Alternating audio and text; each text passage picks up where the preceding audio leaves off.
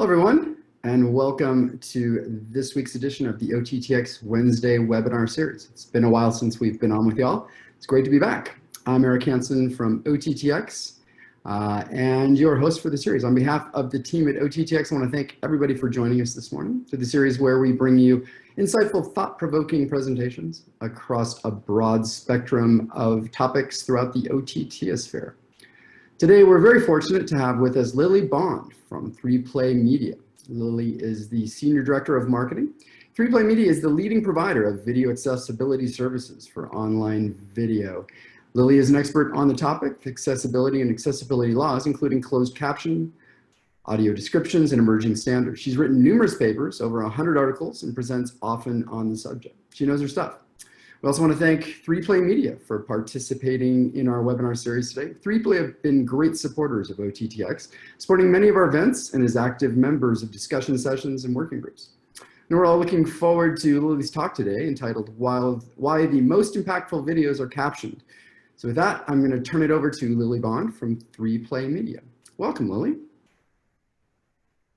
Thanks, Eric. I'm really happy to be here. Thanks for having me. I'm going to go ahead and share my screen. Perfect. So thank you everyone for joining. This presentation, as Eric said, is titled Why the Most Impactful Videos Are Captioned. And I'm Lily, as Eric mentioned. My contact info is on the slide here if you want to get in touch. I'm the Senior Director of Marketing at 3Play. I've been with 3Play for just about 6.5 years, and I'm really passionate about accessibility and about closed captioning, so I'm excited to dive into this topic with you. A quick fun fact about me, if you want to get to know me a little bit better, is I was almost an opera singer. I almost went to a vocal conservatory for college and had that path all laid out for me, but here I am, and I'm excited to be here. A quick agenda for today. I'm going to start by going through video trends in a post-COVID world. I think a lot of things have changed in the last 6 months or so, and I'm going to take a look at that first, followed by 5 reasons why captions rule, and then go through some quick legal compliance around video accessibility so everyone knows what's required to comply. And then we'll do a Q&A at the end, and I'll also do a quick Q&A midway through. So if you have questions for the first part of the presentation around video trends, please feel free to type them into the Q&A or the chat, and we'll get to those in between sections. First of all, let's talk video trends. Video was always trending upwards, but now it's exploding. To take a look at a few pre-COVID stats, more video is uploaded to the web in 1 month than TV has created in 3 decades. And by 2022, 80% of global internet traffic will come from video streaming. So these are some stats from pre-March 2020, already showing how much video is exploding. And when we take a look at what's happened since March, you'll see that it's really on the rise. A few stats since March. 87% of people report consuming more media post-COVID. So if it was already a high number of people consuming a lot of media, that number is only rising. About 80% of US consumers now subscribe to at least one paid streaming video service, which is up from 69% at the same time last year. So it's a big increase in 1 year. And traditional pay TV subscriptions dropped by 1.8 million in Q2, which is the worst quarter on record. So since COVID, traditional TV subscriptions dropping, online streaming services rising, and a lot of people watching a lot more video. Some other changes, I'm sure a lot of you have noticed these. Major motion pictures are being released straight to streaming instead of in movie theaters. With no Major League Sports, many people have canceled their broadcast subscriptions. With the increased demand for streaming content, viewers want new releases quickly and consistently, And viewers are accessing content on multiple devices, and they're also using multiple devices while they're streaming video, which leads to decreased focus. So we have just this huge influx of people streaming video content right now, and really a huge number of people using video in ways that they haven't in the past, you know, streaming video on iPads or mobile and using multiple devices at the same time. And so we have to think about how we hold that focus in this environment. It also means that more people with disabilities are accessing video content.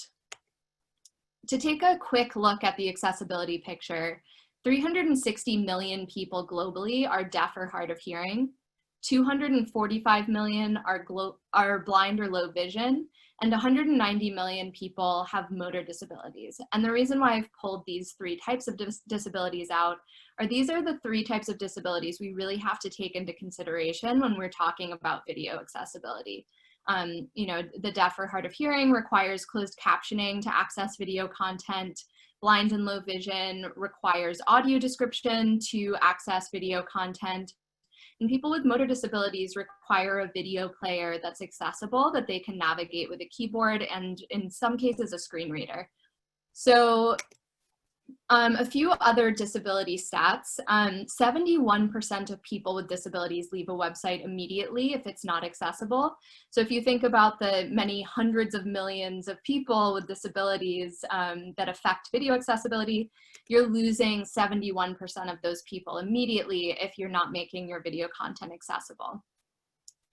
In addition, people with disabilities make up a $1 trillion annual disposable income, which is missed when we don't make content accessible. That's a huge number. And so there's a real business opportunity for making content that, that is accessible to them. And year over year, when we look at March 2019 to March 2020, there was an 84% increase in Google searches for closed captioning. And the #1 Google search there was closed captioning for Disney+. So most videos by themselves aren't accessible. We really need to include captions, audio description, transcripts, and an accessible video player. And those are the things that I mentioned are required for deaf and hard of hearing, blind and low vision, and people with motor disabilities. But captions really aren't just for the deaf and hard of hearing, and that's really what we're here to talk about today. Captions are universal. They help with so many different things for so many different people.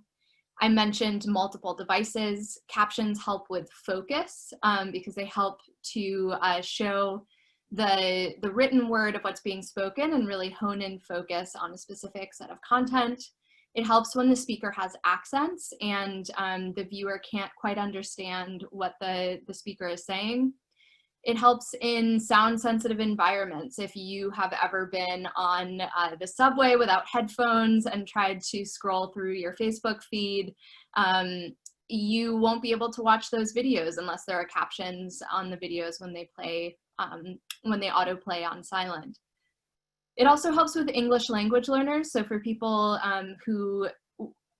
where English is not their first language, reading the captions along with the spoken word can really help both learn the language and understand the language that's being spoken. People with cognitive disabilities also find a lot of benefits with captions. Cognitive disabilities are things like attention disorders, dyslexia. These are areas where we've really seen captions improve the experience. And then captions are also really great for visual learners. And I put a smiley face there because I'm a visual learner and I use captions for this reason. It really helps me better comprehend what's being said because I take in that information more thoroughly when it's written. And then there's a kind of a growing trend around everyone talking about using captions. And if you've started watching video with captions, you're not alone. There are some really real reasons why everyone is using captions now, particularly when we have kind of a decreased focus and just a lot of media being thrown at us all at once. First of all, you can really appreciate the script in its full glory when you can read along with it.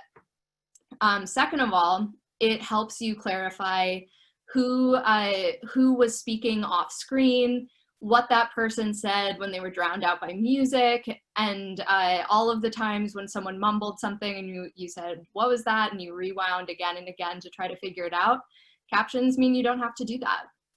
And then finally, I'm sure many of you have seen some pretty hilarious captions. It's pretty amusing to follow along as caption writers try to convey background noises. One example here is bestial squall. It can really add some humor to the situation. So before I dive in, just really quickly, does anyone have any questions about the current trends in video and accessibility up until this point in the presentation? We don't have any questions so far, Lily, but I did want to give folks a chance to type them in. I am actually, one thing I thought about and hadn't occurred to me before as we're going through that is there's some movies I need to go back and watch with the captions on so I can understand, like, for example, what Brad Pitt was saying in Snatch, because I missed almost all of that movie. And I think you're right. I also spend a lot of time, or too much time, rewinding, trying to hear what somebody said. And a lot of audio I'm finding on some of the platforms, it seems like the dialogue tracks are really under-leveled, and the like the backing music becomes just too loud, and so I have to turn it up really loud when people are talking and turn it back down when the music comes on. But having captions and subtitles could really help me out with that. I also wanted to say that it's something, as you mentioned, it's we've been in this space for kind of a long time. You know, we launched video on Apple's service back in 2004 or something like that. And you know, at that time, it hadn't really occurred to anybody to do subtitles and captions on over-the-top video. It's just really nice to be able to get something on your iPad or iPod to watch. And since then, it's changed an enormous amount. I'm sure you're going to get into some of the laws and things associated with it, but it has become something that I think just in and of itself, it can drive, the fact that you have captions can drive viewers to your content, because they are people are looking for it through, as you mentioned, through searches. Do you have a question here from anonymous attendee? Thank you, anonymous attendee. Here's the question. Is it known what is the estimated share of the foreign population in key international markets that prefer captioning versus voiceover translation? So it's a question about subs versus dubs. Is there a stat or a metric that you have that indicates preference? That's a great question. I don't have a stat on that. We typically see subtitles instead of dubbing in kind of these days, but subtitles can be really, I think what we've heard a lot is that subtitles allow a viewer to kind of experience the video and audio in the original language with all of the original actors' voices and the inflection and emotion in that, while reading and understanding in their own language. But that's a great question, and I will definitely look into that because it's an interesting idea. Yeah, that is an interesting idea, and probably I'm sure it depends on the content, the type of viewer. That there's probably some complexity to it. It would be good to understand more about that. All right, it doesn't look like we have any more questions. I'm going to turn it back over to you, Lily. Thanks very much. Great. Yeah, speaking of video that you prefer to watch with captions, I always use Game of Thrones as an example here, because there are so many different names that are really hard to track and know that you're spelling or pronouncing right, and having the captions on really helps with that. So if you haven't watched Game of Thrones yet, I recommend watching with captions. And so here are my 5 reasons why captions rule. I said at the beginning, I'm really passionate about captions, and I think that there are a lot of kind of hidden reasons why people should be using them. And again, going back to the title of this presentation, why the most impactful videos are captioned. So the first reason is brand recall. Verizon Media and Publicis conducted a study to uncover the impact of captions on brand and behavioral intent, and they found some really interesting things. First of all was a 13% increase in brand linkage from videos with captions, and a 10% increase in memory quality from videos with captions. So captioned videos had a really strong impact on connection with the brand and in kind of remembering what the videos were about and how that applied to the brand. And then really interesting was a 42% increase in emotional response from videos with captions. So not only are people associating the video with the brand, but they're having an emotional response to those videos. And that really ties to an increase in brand recall and in behavioral intent.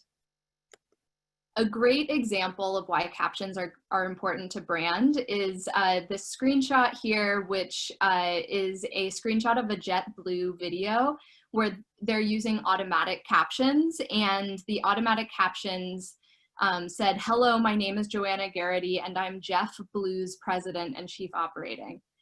So you certainly don't want your high profile brand to have an auto captioning mistake like that, because it makes you look unprofessional, and it makes viewers have a poor connotation with your brand.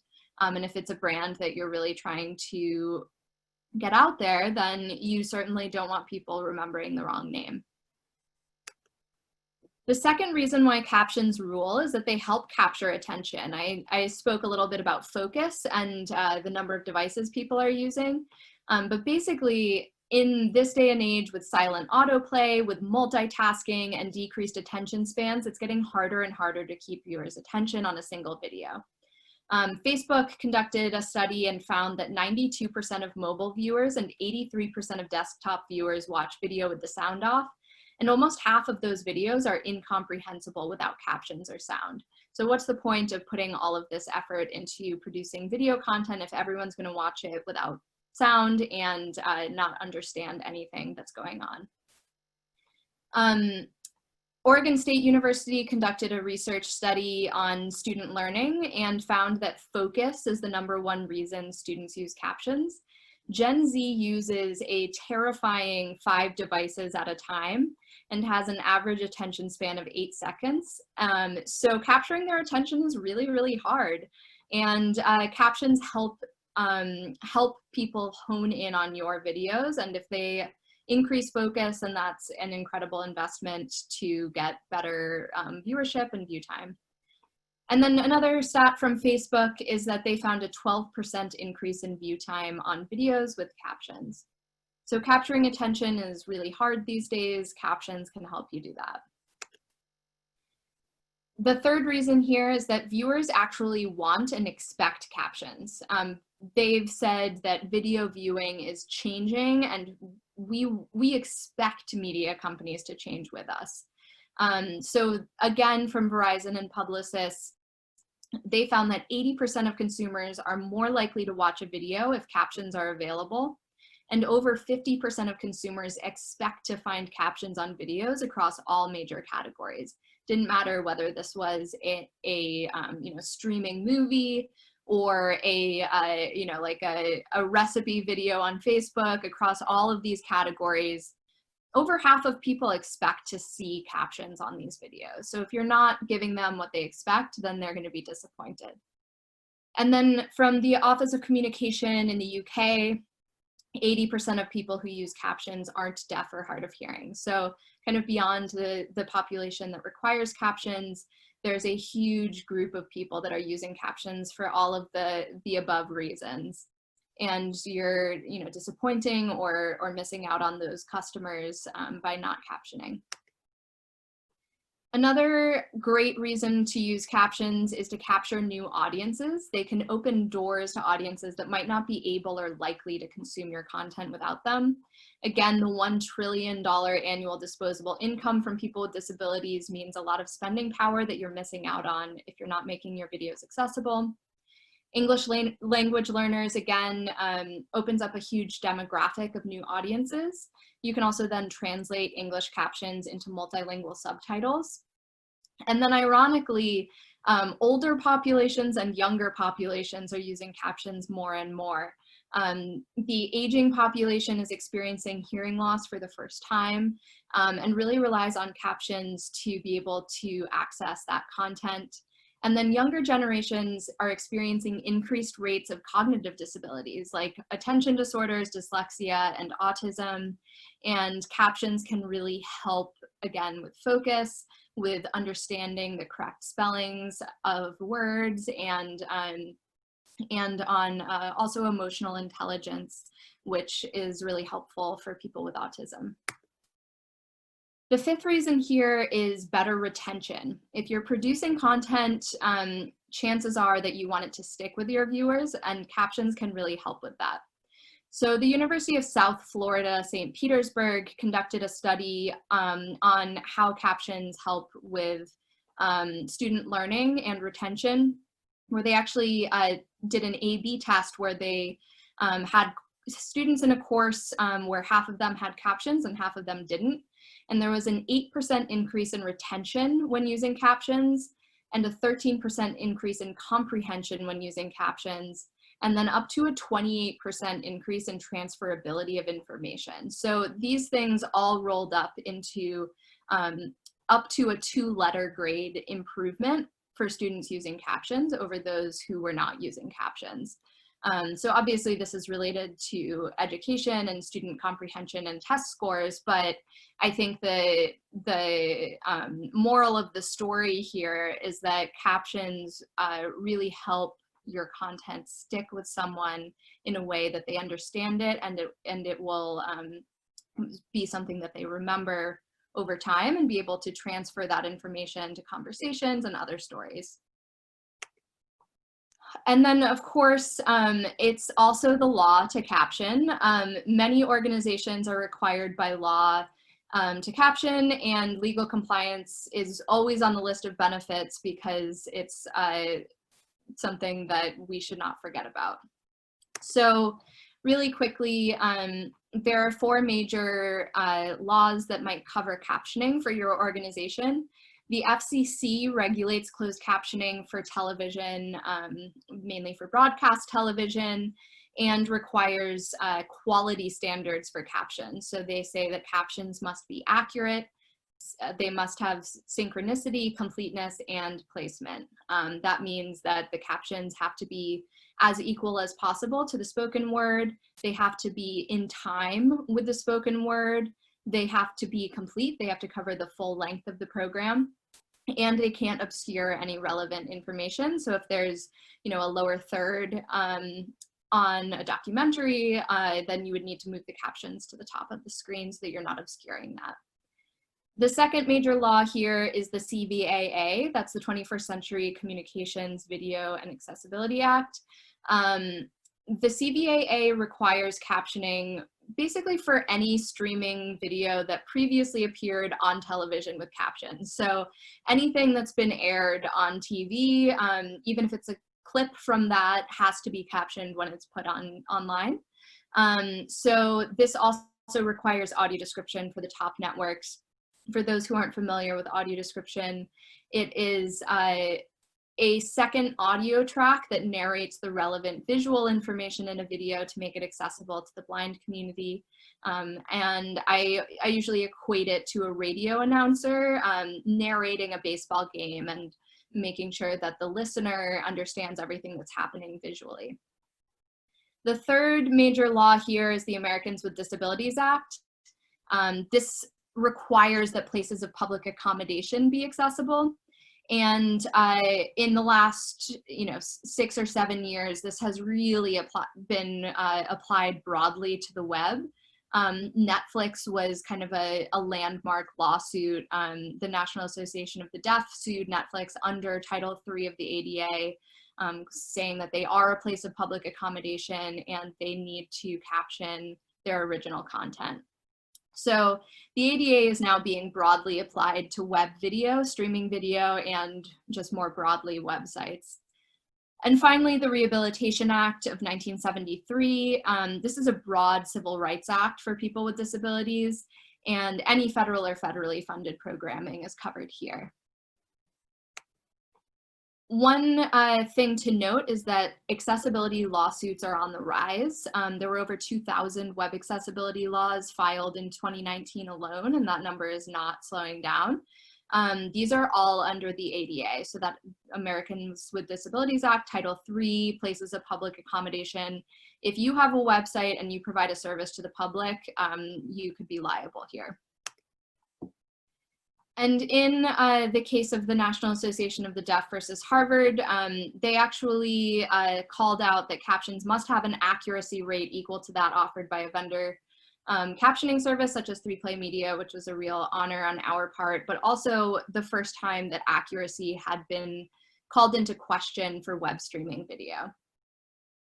And with that, just to give you a quick overview of what 3Play does, we provide captioning and transcription, translation and subtitling, audio description, and live captioning. And we really believe that captioning shouldn't be hard. Our goal is really to make video accessibility easy with online account systems, automated workflows, and custom APIs. Captions should make you look good with out-of-the-box compliance, quality assurance, and guaranteed turnarounds. And the best vendor is really a partner with a full service video accessibility solution, dedicated account management, and 5-star support. So to recap, streaming video is on the rise, and even more so in a post-COVID world. With more eyes on streaming video, it's more important than ever to make video accessible. And to do that, you need closed captions for the deaf and hard of hearing, audio description for the blind and low vision, and an accessible video player for people with motor disabilities. In the end, I hope what you've really come away with here is that captions shouldn't be an I have to, they should be an I want to, because captions rule for all of the following reasons. Brand recall, they capture attention, they improve viewer happiness, you can capture new audiences and get better retention, and of course comply with the law. So with that, I will open it up again for questions. And thank you so much for having me and for listening. My contact info is here again, just Lily at 3Play Media and at 3Play Media as well. Wow, thank you, Lily. That's super compelling. There's a lot of stuff in there that I actually hadn't even considered in terms of the value of captions. Think about them, mostly as an accessibility component, and for which they're super important. Also, occasionally I work out, and sometimes especially when you're inside, it's nice to be able to have something on and you can be watching the news or something and be able to keep track of what's going on while you're listening to your workout beats, I guess. But I think it's also, you make a really good point that it's a feature of our product as streaming video providers that adds a lot of value, and it's something that I don't really see promoted that much by those that are making video available. So it's really something to think about. It can be a real marketing advantage for your service. As Lily said, we'd love to have some questions from y'all. Go ahead and put them into the Q&A bin and we'll pull them up. You can also raise your hand, in which case I can call on you and pass you the microphone. I did have a question that occurred to me. We know that most broadcast television now that's being delivered over the top, if not all, is captioned because it's required to, especially by the larger providers. Netflix is an example. It was interesting with them because they could have made the argument that, well, that doesn't apply to us because we don't deliver our content as broadcast. It's not really aired on TV. Of course, that wasn't going to hold up. And so it really opens the door for anyone, any service, no matter what size, that's delivering content over the internet to have that requirement placed on them. Do you happen to know or have an idea how much content is actually captioned that's delivered over the top and, over the top only? So we have a lot of members and part of our community that are smaller, more independent channels and platforms, smaller independent studios, and it may not, in some cases, really have shown up on their radar as something that they need to start thinking about as captioning. Do you have any idea about how much content that is delivered over the top is currently captioned? Yeah, I don't have an exact stat. It's a really interesting thing to start looking into, but I would say more and more people are seeing it as a requirement under the ADA as opposed to under the CVAA, which would require anything that had been broadcast previously to be captioned in OTT. But I think what is really starting to come up is that there are just thousands and thousands of lawsuits against companies that operate purely online. And there have been some real landmark cases against video providers online. So not just Netflix, but Hulu and Amazon have also been sued for closed captioning, also for audio description. And I think people are seeing that and starting to get a little scared that anyone could be next. Yeah, definitely. Those organizations, I know for a fact, take it very, very seriously and have policies in place that, don't allow content to go live without captions. And it's very important that content goes live. So that's something that comes up at the very highest level, I will attest to, having worked at Amazon.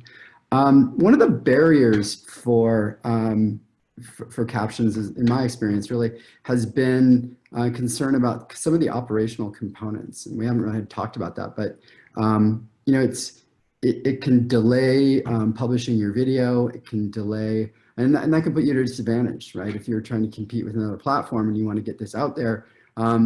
Can you speak a little bit about what it would take? Like, I keep talking about Eric's great mixology channel that I'm going to launch at some point. And if I want to have my content captioned, what does the operational kind of workflow look like? And could I expect it to delay my publishing or my availability?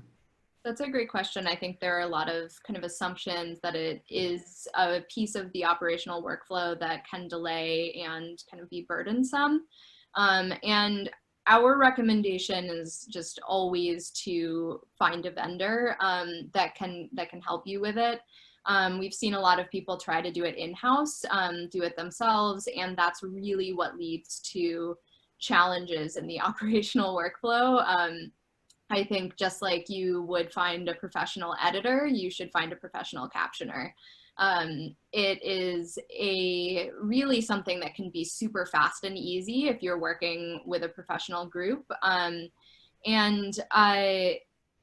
main things that you want to look for are a group that integrates with your platform provider, and or has like an API connection that you can automate the entire process from. So that takes pretty much all of the operational burden off of the process, and allows you to just tag your video for captioning and have it back pretty quickly. Most vendors have different turnaround times, but it can really come back quickly, even as fast as we have up to 2-hour turnaround. So it really can't delay that much. One of the requirements under the CVAA is for video clips of near live video to be captioned within 8 hours of when they're posted online. So there's really no opportunity for delay. And that's something that we've thought a lot about.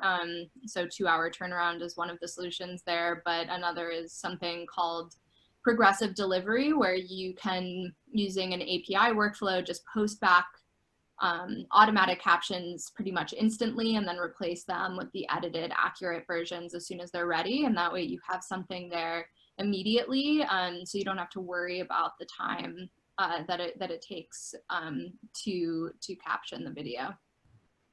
Yeah, it is surprising. I really your point about some of the auto captioning services, and I don't mean anything disparaging at all to those great services, but the accuracy of them is, obviously questionable.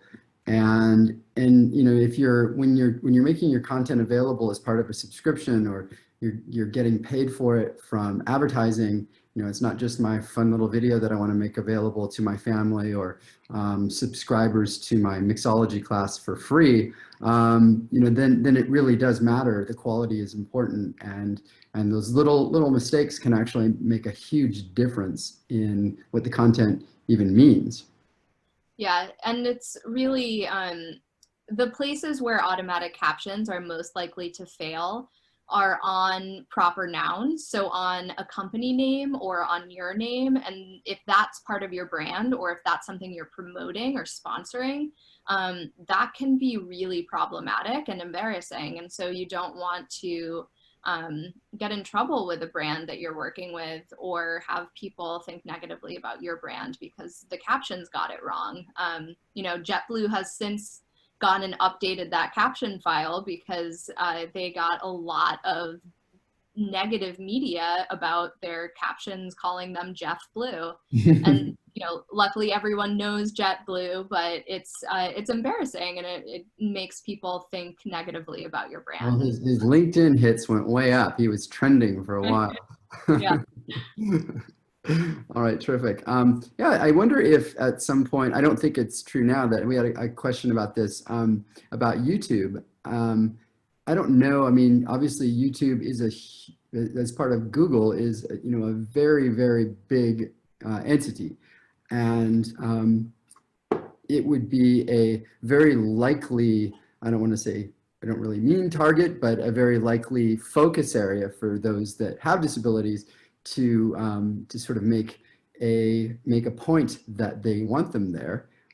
Has there been, or is there been a movement towards regulation for user-generated content, like you would see on YouTube and some of the other user-generated video services? User-generated content is really kind of the biggest exemption from a lot of the legal requirements, but that's not to say that there hasn't been activity there. I don't know how familiar everyone is with the YouTube kind of community, but they can be very persuasive when they want something, and there has been a really strong push by kind of like disabled YouTube creators to push other creators to make their content accessible, and from viewers with disabilities to have their favorite creators make that content accessible with captions. And so, we've seen more often than not that it's not a regulatory thing, but it's a creator who really doesn't understand the need for captioning until they get a lot of requests from their fans who can't access their content, and they often will kind of come back and start captioning because it's more of like an emotional plea, like they want their fans to be able to access their content. So, we haven't seen much regulation there, and I honestly don't know if it's possible because YouTube is just so huge, but it's definitely a conversation that's happening with creators and in the community.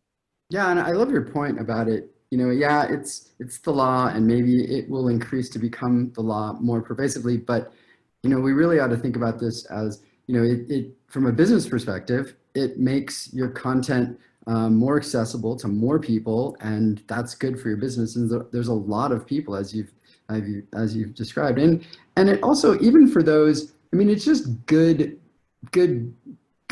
right? And that's also something that that increasingly, we all find that our customers, our clients, our viewers are responding to. When you're a good citizen, you're a good citizen of our planet, of our Earth. People want to support you, and that's great. That is something that gives me a lot of optimism, I guess. The more that I see that the maybe pressure might not be the right word, but the influence that we have as just citizens of the world can have on our businesses that are running in a free market way. That's super cool, and I think that that's something we can all kind of participate in reminding our businesses, our own organizations, that it's really important to be good citizens. Yeah. Any other questions to Lily? This has been a really, really compelling presentation. I very much appreciate it. I learned a lot, and I just want to make sure that we don't have any other questions. Other folks? All right, thanks so much, Lily. Really, really appreciate it. I also want to thank everybody for jumping on with us today, the edition of the OTT.X webinar series. We recorded the session, and it's going to be available through the OTT.X YouTube channel. And the PowerPoint presentation will be available for OTT.X members on our site at OTT.X.org. We need to talk to you all about captioning our sessions, Lily. So maybe we'll give you a call in a little bit. Also remind everybody about our upcoming events. We have some really big ones coming up. Next Wednesday, August 12th, is the inaugural OTT.X Leadership Development Summit. We'll have presentations, panels with leaders throughout our industry about leadership and career development. It's the first time we've done this, and we'd love to have you all join. It's going to be super cool. Of course, our flagship OTT.X Summit, the market and conference and more, is taking place in just a few weeks, September 1st through 3rd. We have some incredible content, including presentations. We'll have some workshops across the spectrum of business and operational issues in the OTT sphere. We'll have business meetings and exhibitor hall. Of course, we'll do a happy hour closing, so you're not going to want to miss it. As always, you can register for this and other OTT.X sessions at our website, OTT.X.org, under events and programs. I'm also going to drop the links into both of it, links for registration into both events into the chat window right now. So you can just pop right over and register. So with that, I want to thank everybody for jumping on again, and we'll see you soon. Hope to see you all in a couple of weeks. Thanks, everyone.